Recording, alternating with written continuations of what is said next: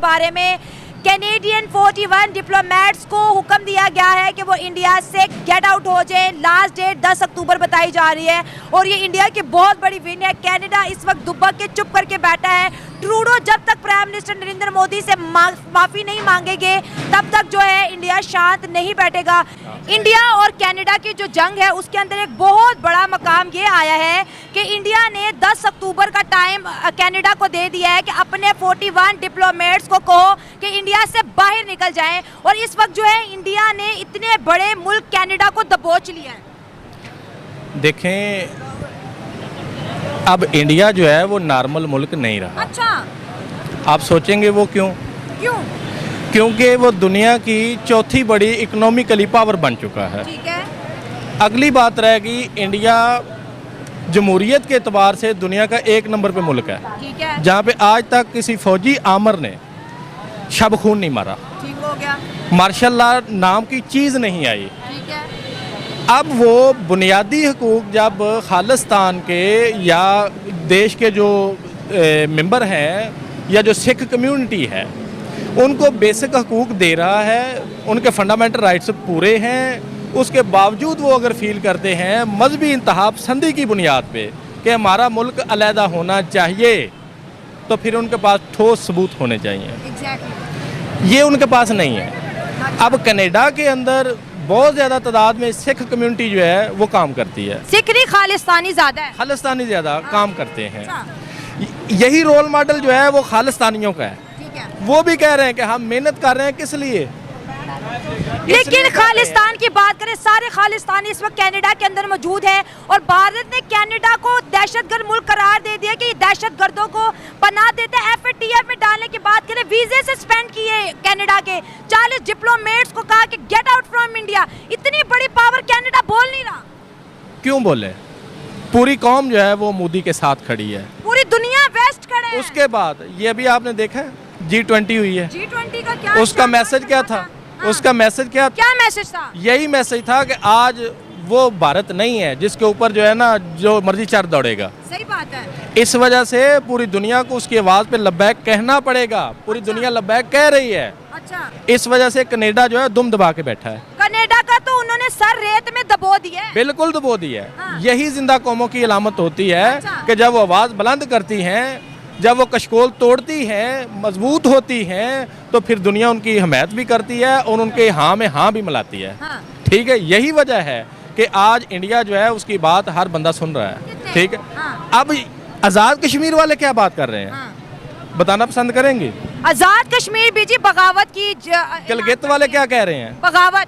ठीक है। इसी तरह बलोच तो पहले यही कह रहे हैं। बगावत। हाँ। वजह क्या है? हमने जो है वो कशकोल उठाया हुआ है। इंडिया जो है वो दूसरे ममालिक के सामने, कैंडिडा के सामने आंखें निकाल रहा है, उसको कह रहा है कि भाई आप लोग यहाँ से जाओ, निकलो दफा हो जाओ। ठीक है। हाँ। तो वो अपने राइट पे है, वो ठीक कर रहा है। और इंडिया को डिस्कस कर रहे हैं।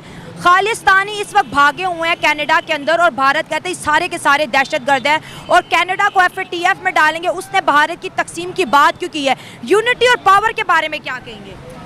यूनिटी और पावर के बारे में कनाडा वैसे पावर के हिसाब से इंडिया से बेहतर है, लेकिन वो राइट पे नहीं है। हाँ, रॉन्ग है। वो रॉन्ग है, गलत चल रहा है।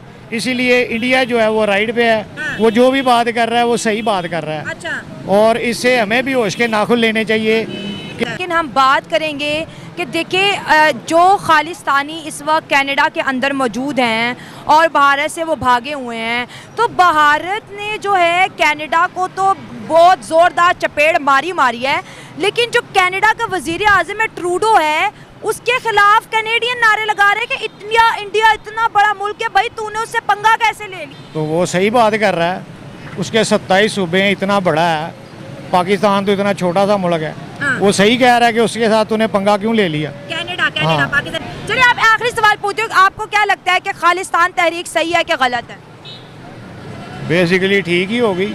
और इससे बड़ा सितम, इससे बड़ा जुल्म क्या हो सकता है? कैसे ठीक होगी? वो कहते हैं हमें अलग मुल्क बनाना है, सिख कहते हैं, खालिस्तानी कहते हैं हमें अलग मुल्क बनाना है। वो बिल्कुल सही बात करते हैं। अगर खालिस्तान वाले इंडिया के साथ कॉम्प्रोमाइज़ में नहीं है, ये सिखों की बात ही आप कर रही हैं ना। अगर सिख का और हिंदू का आपस में कॉम्प्रोमाइज़ नहीं है तो वो जो बात कर रहे हैं ठीक कर रहे हैं। एक तरफ 3 से 4 मिलियन सिख और दूसरी तरफ 10,000 सिख, तो कैसे खालिस्तान बनेगा बताएं? मिलियन में ज़्यादा कौन है? हिंदू किस? सिख हैं, जो वो सिख जो इंडिया का तिरंगा लहराते हैं, वो कहते हैं इंडिया ही हमारा देश है, हमारा देश और तकसीम नहीं हो सकता। और हमें फख्र है इस पर। और 10,000 खालिस्तानी कहते हैं कि खालिस्तान बनेगा पंजाब में। वो बनेगा, वो ठीक बोलते हैं। अगर इंडिया में जो सिख हैं, सिख इकॉनमी जो है ना, अगर वो ठंडी होकर बैठ जाए तो हिंदू लोग तो वैसे ही मर जाएंगे। कैसे? वो ऐसे कि जितना पंजाब है, जितनी काश्तकारी है, वो सबसे ज़्यादा खालिस्तान की है। हाँ। और वो सब सिखों की है, अच्छा, हिंदुओं की नहीं है। तो वो तो अगर पंजाब बनेगा तो लाहौर वो कहते हैं हमारा कैपिटल होगा, फिर इसको भी लपेट रहे हैं। नहीं वो लपेटेंगे, ये कैसे लपेट में आएगा? ये पाकिस्तान नहीं वो लपेट सकते। हाँ, इंडिया में वो सब कुछ लपेट सकते हैं, पाकिस्तान में नहीं।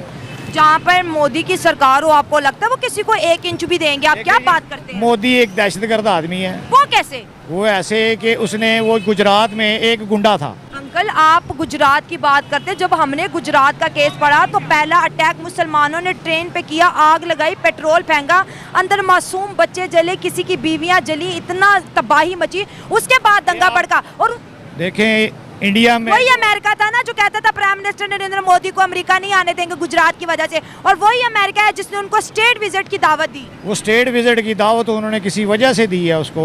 उसका मेन टारगेट देखे, कोई भी है ना, अमेरिका है या कनाडा है या लंदन है, फ्रांस है, जो भी है मैडम, उसका जो मेन टारगेट है ना वो है पाकिस्तान। डायरेक्टली वो पाकिस्तान में कुछ नहीं कर सकता, डायरेक्टली वो पाकिस्तान में कुछ नहीं कर सकता। पूरी दुनिया का टारगेट पाकिस्तान है। हाँ जी। ऐसा क्या खास है? ऐसा खास क्या है कि ये एक सोने की चिड़िया है। अच्छा, अल्लाह पाक ने पाकिस्तान में इतना कुछ पैदा किया है कि मैं आपको वाज़ह करके बता नहीं सकता। हमारे मुल्क में इतनी फसल है, इतनी काश्तकार है, इतना सब कुछ है, लेकिन क्या है कि हमारे मुल्क के जो हुक्मरान है ना, उन लोगों ने वो गलत है। और आज नहीं, जब से ये पाकिस्तान बना हुआ है, बाबे क़ायद आज़म के बाद कोई अच्छा बंदा नहीं आया और ना कोई अच्छा लीडर आया है। लेकिन इंडिया एक जो एजेंसी है उनकी, जो पूरी दुनिया में काम करती है। अच्छा। एक दहशतगर्दी के नाम पे काम करती है, ओवरऑल पाकिस्तान में भी, ओवरऑल पूरी दुनिया में भी। अब खालिस्तान, एक सुबह जो इन्होंने खालिस्तान एक तहरीक चलाई थी सिखों ने कि हमें एक अलहदा मुल्क बनाया जाए, एक खालिस्तान मुल्क बनाया जाए। अब देखिए, उनका एक जो हेड है, सिखों का हेड जो है कनाडा में नेशनलिटी होल्डर है, वहाँ पे उसको मार दिया जाता है और उसको कहा जाता है जी ये इंडिया ने ही मारा है। कनेडियन जो है वो इल्ज़ाम लगाते हैं, वो इल्ज़ाम लगाते हैं जी ये इंडिया ने ही अपना दहशतगर्दी की है, अपने आप को डिफेंड करता है और स्ट्रॉन्ग है। ठीक है, उसके उस हवाले से उसने ये कह दिया ट्रूडो को, जब तक ये सारे सबूत लेके हैं मेरे सामने, और दूसरा जो है हमें जब तक ये ट्रूडो माफ़ी नहीं मांगता हम इसको नहीं छोड़ते। अब ट्रूडो जो है वो कंफ्यूज है, मैं अब माफ़ी मांगूँ या वहाँ से अपने नेशनलिटी जो होल्डर है इंडिया से अपने वहाँ पे कैनेडियन वापस बुलवाऊँ, अब है जिसकी वजह से काफ़ी प्रॉब्लम चल रही हैं। प्रॉब्लम, कल वीज़े सस्पेंड किए इंडिया ने, उनके 41 डिप्लोमेट्स को कहा गेट आउट फ्रॉम इंडिया, कि इंडिया के खिलाफ बातें करते हो, खालिस्तान की बात करते हो, इंडिया के दहशतगर्दों को पनाह देते हो, यहाँ से दफा हो जाओ। हमारे अंदर कभी इतनी जुर्रत आ सकती है कि हम वेस्ट के खिलाफ खड़े हो जाएं? हमारे अंदर ना तो इंसानियत है, ना कभी जुर्रत आ सकती है। कंट्रीज होती है, उनका बड़ा प्रेशर रहता है डेवलपिंग कंट्रीज पे। इंडिया एक डेवलपिंग कंट्री है, आगे बढ़ रहा है, ताकत बन रहा है दुनिया की, लेकिन वेस्ट को ऐसा थप्पड़ मारा है कि अमेरिका भी नहीं बोला, ब्रिटेन भी नहीं बोला, सब इस वक्त इवन के ट्रूडो के खुद के गवर्नमेंट के लोग, ट्रूडो की खुद की जो ऑपोजिशन है वो कह रही है कि तुमने जुर्रत कैसे की इतनी बड़ी इकोनॉमी से पंगा लेने की। जी बिल्कुल ऐसे ही साथ पंगा लिए। अब वो